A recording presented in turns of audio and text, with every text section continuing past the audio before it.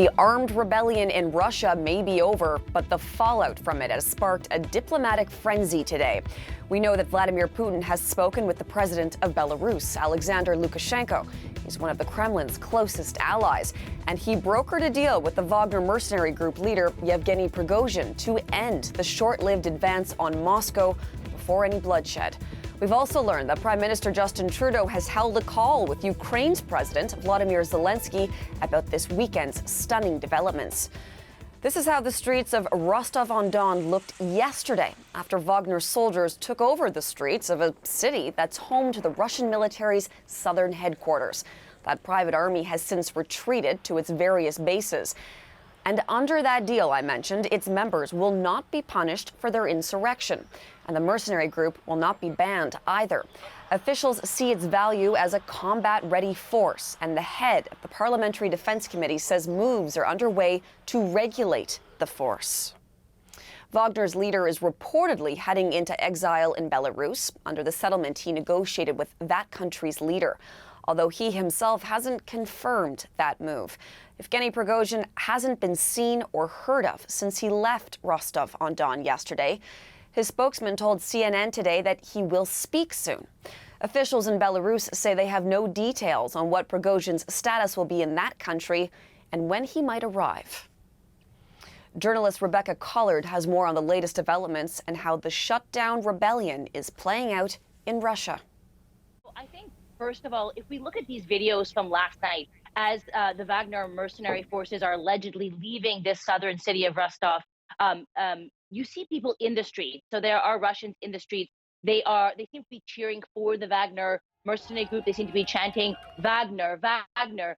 In a show of support, one woman yells, take care. And I think that those images are, of course, very confusing for people outside of Russia when we're watching this. Are these people siding with the Wagner mercenary group? Are they supporting this kind of act of mutiny? Is this because they agree with Prigozhin about the failures of the war in Ukraine?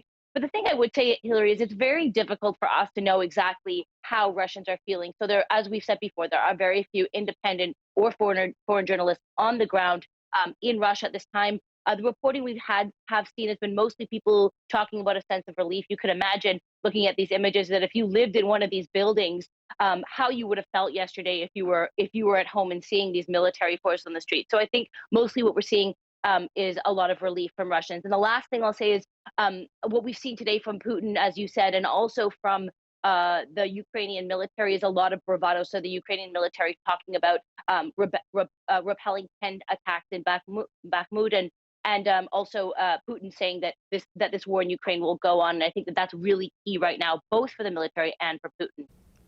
So, Rebecca, as stunning as this challenge to Putin was, of course, the speed at which it ended and how it ended as well, it's also quite a surprising part of this story. So what does all of this say about Putin's position going forward?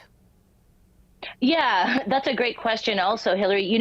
I will just say that, let's say that we're going to buy the version of events that we've been told, and there's a lot of skepticism about that version of events.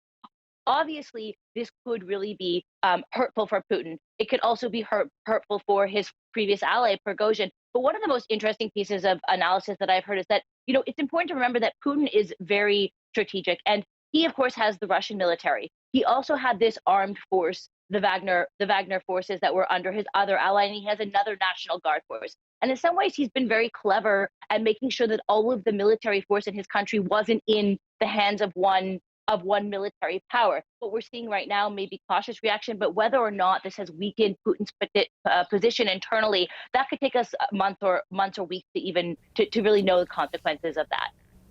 Rebecca Collard for us in Berlin.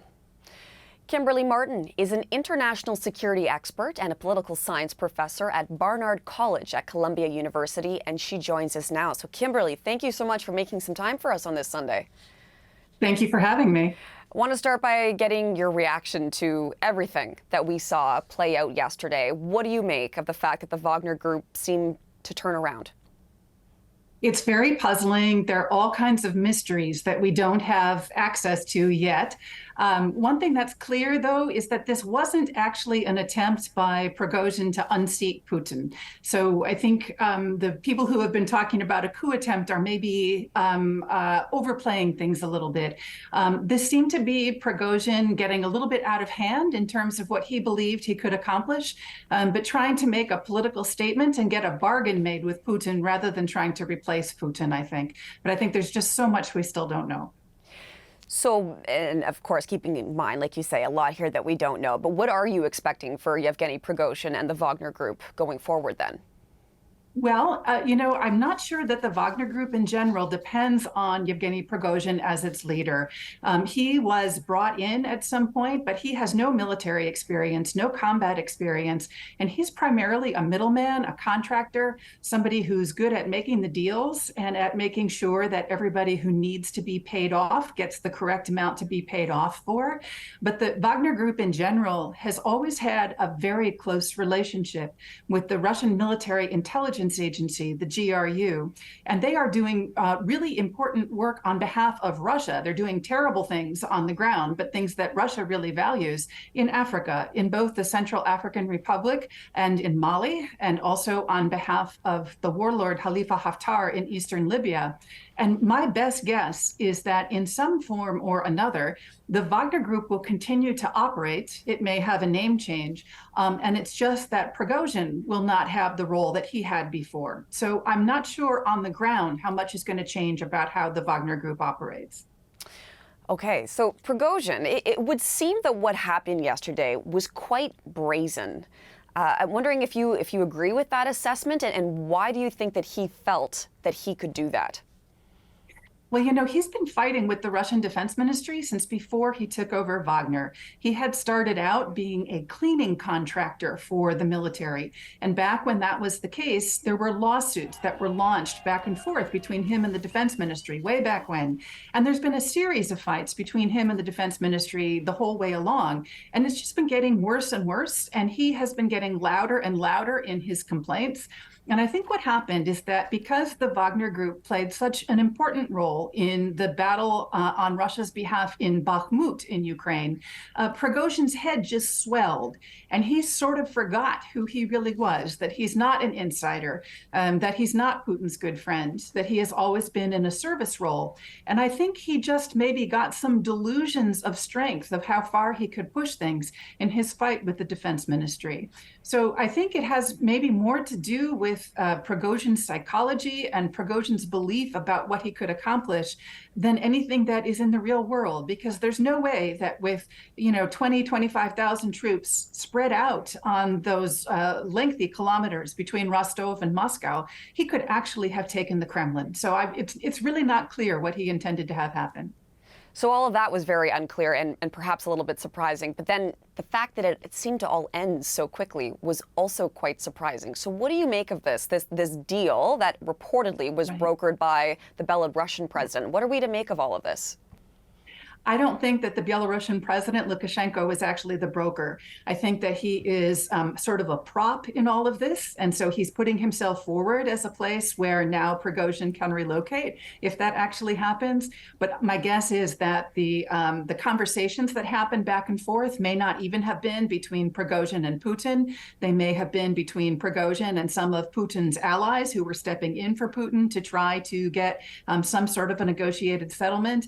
I think nobody wanted this to get any more violent than it already was. And so everybody had a strong incentive to have some sort of a settlement come into being. But I think at this point, it's unclear what's going to happen. It's possible that Prigozhin will come with some number of his troops and now set up a new operation in Belarus to continue to support what's happening in Ukraine.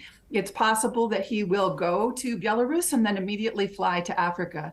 Or it's possible that he is now completely persona non grata and he will just disappear and we won't hear much from him.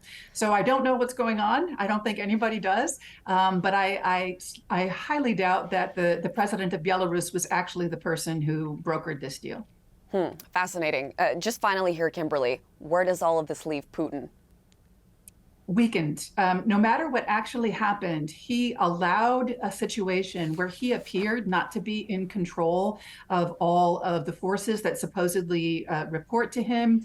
He allowed a lot of uncertainty from all of the reports we've had from Russian military sources. He allowed helicopters to be shot down and maybe even a fixed-wing aircraft to be shot down by Prigozhin's forces.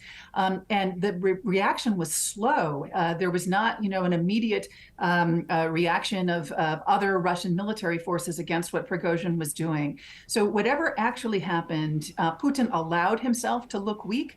And I think everybody is predicting that this means that Putin will face further challenges in the future. Maybe not armed challenges, but challenges to his control from within the ruling elite in Russia.